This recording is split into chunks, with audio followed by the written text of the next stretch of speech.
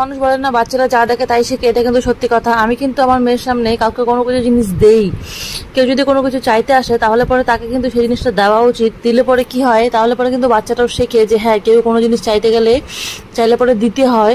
আর মানে ওই বাচ্চাটার সামনে, মানে তোমার বাচ্চার সামনে তুমি যদি কারোর সাথে কোনো রকম খারাপ ব্যবহার করো, কোনো রকম গালাগালি, কোনো কিছু, যে কোনো নেগেটিভিটি কিছু করো, তাহলে সেটাই কিন্তু তোমার মেয়ে অ্যাবজর্ভ করবে। তোমার ছেলে হোক মেয়ে হোক, যে সন্তানই হোক না কেন, সে কিন্তু অ্যাবজর্ভ করবে। ছোট বাচ্চাদের অ্যাবজর্ভ ক্ষমতা অনেক বেশি হয়। এবার হচ্ছে ছোট বাচ্চার চোখের সামনে যেটাই দেখে, বিশেষ করে তার বাবা মা যেটা করে সেইগুলো কিন্তু খুব সুন্দরভাবে তারা অ্যাবজর্ভ করে, এবং সেই জিনিসগুলো কিন্তু পরবর্তীকালে তারা করে। তখন মানে নিজেরা সঠিক না হয়ে নিজেরা ভুলভাল কাজ করে বেড়ায় যখন, তারপরে যখন বাচ্চাটা তাকে দেখে কপি করে যখন সেই কাজটাই করে, তখন বাবা মারা রাগ হয়ে যায়, গরম হয়ে যায় যে হচ্ছে হ্যাঁ আমার বাচ্চাটা এরকম কেন করতেছে বা এই জিনিসটা কেন হচ্ছে। কিন্তু এই জিনিসটা একবারে বোঝার চেষ্টা করে না যে আরে বাবা তোমার বাচ্চাটা কিন্তু তোমাকে দেখেই শেখে। এবার হচ্ছে মনে করো আমি আমার বাচ্চার সামনে বসে কারণ আমি খারাপ কিছু কথা, সমালোচনা, গীবত মন্ত্র এগুলো করতেছি, এবার কিন্তু এই জিনিসটা কিন্তু আমার বাচ্চাটা কিন্তু ভালোভাবে দেখলো, শুনলো, বুঝলো।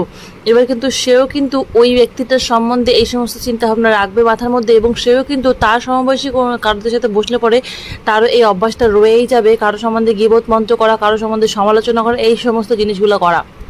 এবার হচ্ছে এই জন্যই যে কোনো জিনিস আমি খাইতে বসি না কারণ আমার মেয়ে যদি চায় সেই জায়গা থেকে কিন্তু তাকে আমি সেই জিনিসটাকে দিয়ে কিন্তু মানে আমি তাকে বুঝাই দিই যে হ্যাঁ দেখো বাবা, কেউ কোনো জিনিস চাইলে বা দিতে হয় বা কোনো কিছু খাইলে কেউ যদি সামনে থাকে তাহলে পরে তাকে একটু অফার করতে হয় যে হ্যাঁ তুমি খাবে কিনা।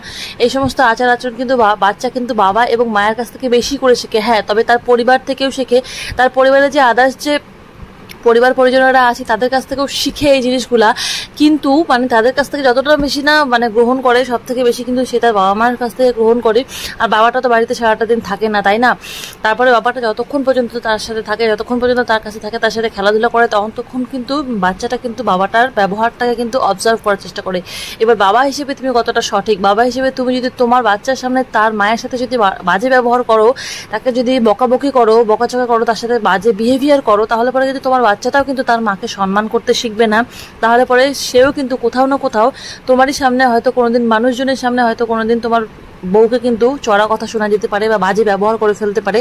এটা হওয়াটা একদম সঠিক, এটা হওয়াটা একদম বাস্তব, এরকম ঘটছে অনেকবার।